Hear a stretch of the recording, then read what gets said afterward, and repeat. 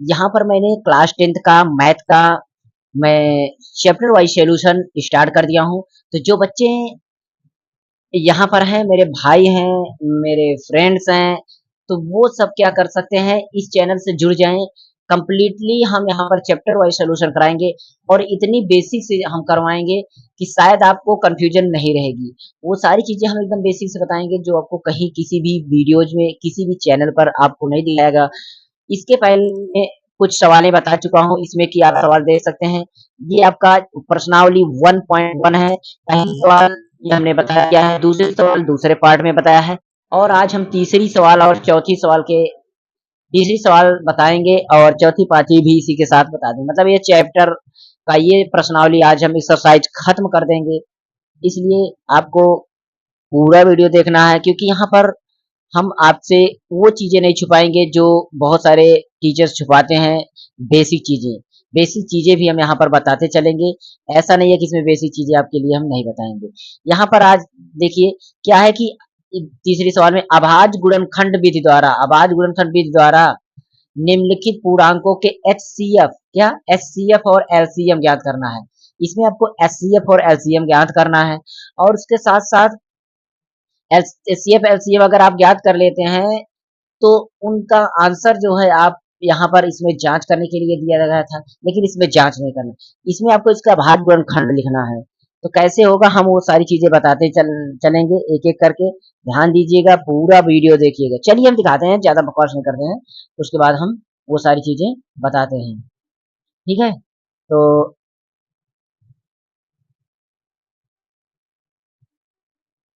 चलिए चलते हैं।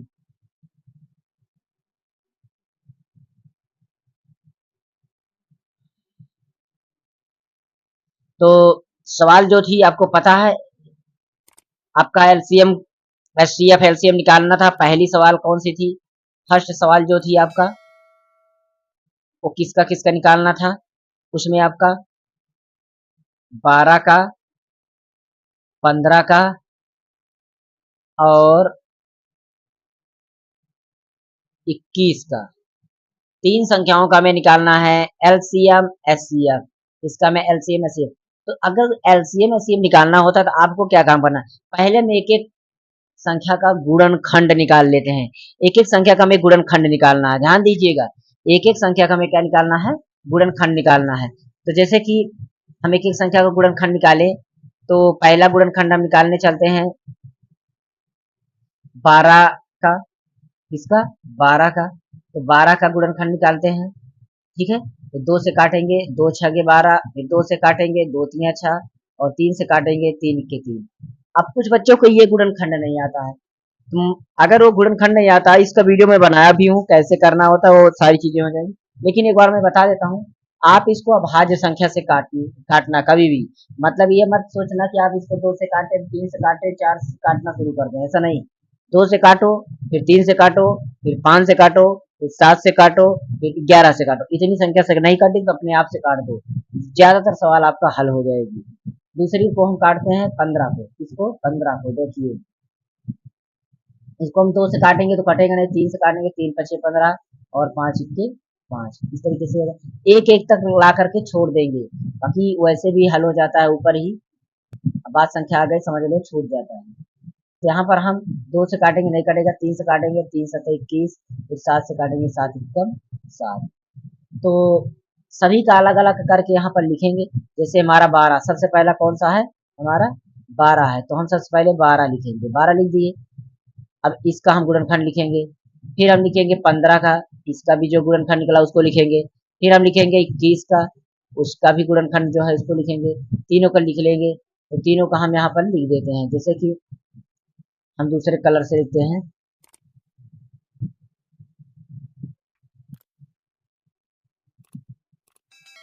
कुछ अदर कलर से लिखते हैं, इस कलर से। चलिए, तो 12 का कितना आया था? 2 गुणा ये जो निकला हुआ है, ये जो आगे निकला हुआ है इसी को हमें लिखना है। ध्यान दीजिएगा, बूढ़े में ये जो आगे निकला हुआ है इसी को लिखना है। इसमें निकला है पहले 2, फिर 2, फिर 3। तो 2 गुणा 3 ये आपका इसमें का हो गया। और 15 वाले में देखते हैं तुम्हारा कितना है? 3 है, गुणा 5 है। और 21 वाले में क्या है, 3 है गुणा 7 है। अब हमें एचसीएफ और एलसीएम निकाल, एचसीएफ कैसे निकलता है पहले इसको दिमाग में बैठाइएगा। एचसीएफ में क्या होता है, पहले जो जो ऐसी ऐसी संख्याएं जो तीनों में मिल रही हैं उसको लिख लेना है। जैसे दो देखते हैं इसमें है परंतु इसमें नहीं है और इसमें नहीं है, तो इसका मतलब कि इसमें हमारा नहीं है तो छोड़ देते हैं। ये वाला दो देखते हैं तो ये भी नहीं है, जब एक दो नहीं है तो दूसरा दो कहाँ से रहेगा। तो तीन देखते हैं इसमें भी है इसमें भी इसमें, मतलब इसको हमें लिख लेना है। फिर गुणा लगा लीजिएगा अगर और संख्या हो तो इसमें देखते हैं और कुछ मिलता है, पांच मिल रहा है नहीं मिल रहा है, सात मिल रहा है नहीं मिल रहा है, क्योंकि पांच इसमें है इसमें नहीं है इसमें नहीं है, सात इसमें है इसमें इसमें नहीं है, इसलिए तीन ही मिल रही है। ऐसी संख्या अस्सी आपका उत्तर हो जाएगा, तीन हो जाएगा। उसके बाद एलसीएम की चर्चा करते हैं कि एलसीएम कैसे लगेगा। पहले जो मिल रहा है उसको भी लिखेंगे, जो नहीं मिल रहा है उसको भी लिखेंगे। जैसे ये वाला दो देखते हैं तो नहीं मिल रहा है तो इसको हम दो लिख दिए, ये वाला भी दो नहीं मिल रहा है इसको भी लिख दिए। फिर तीन में देखते हैं तो तीन मिल रहा है तो इसको लिख दिए। फिर तीन के बाद हमारा चार नहीं है, पांच नहीं मिल रहा है इसको भी लिखो। सात नहीं मिल रहा है इसको भी लिखो। मतलब इसमें ये बात होती है कि सबसे बड़ी से बड़ी संख्या लिखो, सबसे बड़ी से बड़ी मतलब सबसे अधिक बार आने वाली संख्या को लिखना है, कम बार नहीं। अब इसका हम गुणा करेंगे, दो से पहाड़ा पढ़ेंगे, दो दूना चार, इसमें हमारा पहाड़ा पड़ा जाएगा, ध्यान देना, पहाड़ा पड़ा जाएगा। उसके बाद जो भी आएगा वो चीजें होंगी,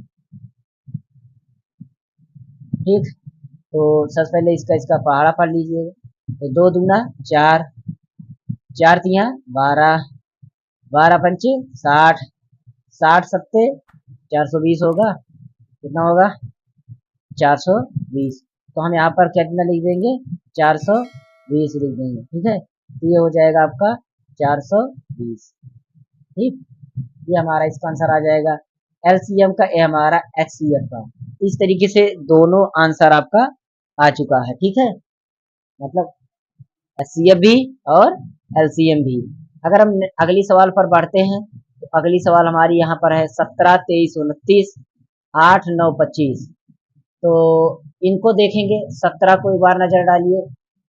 तो 17 जो है ना, अब आज गुणनखंड है, इसका कुछ भी नहीं कटेगा, 17 17 ही रह जाएगा, 23 भी नहीं कटेगा, 29 भी नहीं कटेगा, मतलब तीनों में से कोई भी कॉमन नहीं आएगा, मतलब कोई भी नहीं मिलेगा। जब कोई नहीं मिलता उसका एक होता है, क्या होता है एक, और इन तीनों का निकलेगा भी नहीं क्योंकि ये अलग अलग अभ्यास है, तो इनका आपस में गुणा करके कर देंगे तो इसका आंसर आ जाएगा। तो हम सीधा डायरेक्ट चलते हैं तीसरी पर, क्योंकि इसका कोई हल होगा नहीं, तो तीसरी पर हम पहुंचते हैं। चलिए तीसरी सवाल पर हम पहुंचते हैं, 8 9 25 पर, 8 9 25 पर जाना है।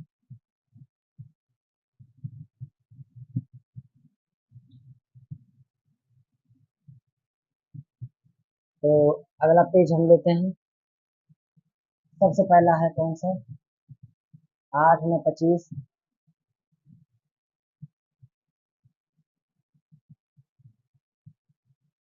8 फिर 9 फिर 25, ये तीन संख्याएं हैं 8 9 25। इनका हमें गुणनखंड निकालना है, पहले अभाज्य गुणनखंड। तो हम पहले 8 का निकालेंगे, फिर 9 का निकालेंगे, फिर 25 का निकालेंगे। तो 8 का निकालेंगे तो दो चौके 8, फिर दो दूना चार, फिर दो इक्कम दो, और 9 का निकालते हैं, तीन तिरका 9, तीन इक्कम तीन, 25 से निकालते हैं, पांच पचे 25, पांच इक्कम पांच। मतलब हमारा इसमें जो भी चीज आ रही है उसको हम लिख लेंगे यहाँ पर लाके।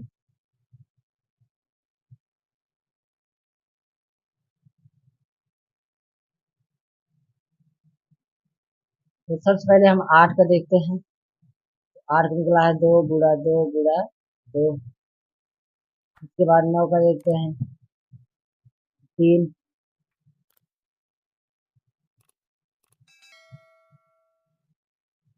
इसके बाद आपका 25 आ जाता है, पांच गुड़ा पांच।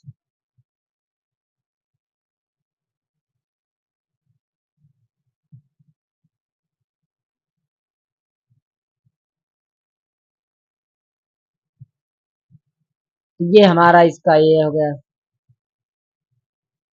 अब इसको हमें इसमें से निकालना है, HCF मतलब हाईएस्ट कॉमन फैक्टर जो हमारा है वो देखें ज्यादा से ज्यादा कौन सा है। यहाँ पर इसमें दो है, इसमें दो नहीं है, और इसमें भी नहीं, मतलब ये दो हमारा नहीं है। ठीक है, तो हम क्या करेंगे यहाँ पर अ, तीनों दो को HCF में तो मिल नहीं रहा है, जो नहीं मिल रहा है उसको नहीं लिखना है। और देख रहे हैं तो तीन तीन भी नहीं मिल रहा है, एक में है तो और सब में नहीं है। पांच देख रहे हैं तो पांच एक में है तो एक में है ही नहीं। इस तरीके से यहाँ पर कुछ ना मिले तो हम एक लिख देते हैं HCF। और LCM जो है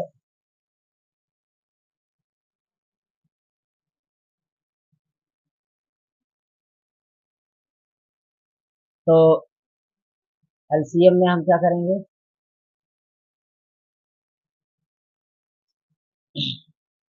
जो मिल रहा है उसको भी लिखें, जो नहीं मिल रहा है उसको भी लिखेंगे। दो तीनों नहीं मिल रहा है इसको लिखे। उसके बाद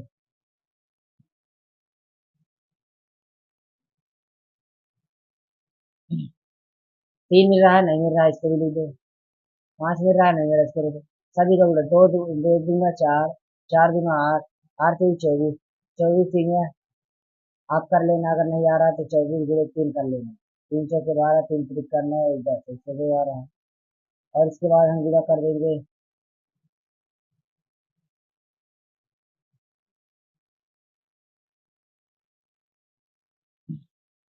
तो ये गुणा करने पर जो भी आ रहा है इसको हमें 5 से गुणा करना है।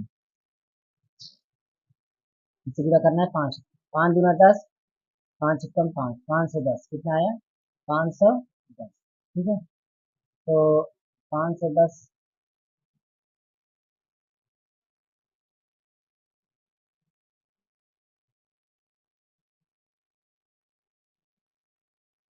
तो ये सवाल यहाँ तक थी। इसके बाद जांच कीजिए वाली सवाल है। इन सवालों को आप ध्यान में दीजिएगा, ये सवालें आने वाली नहीं है।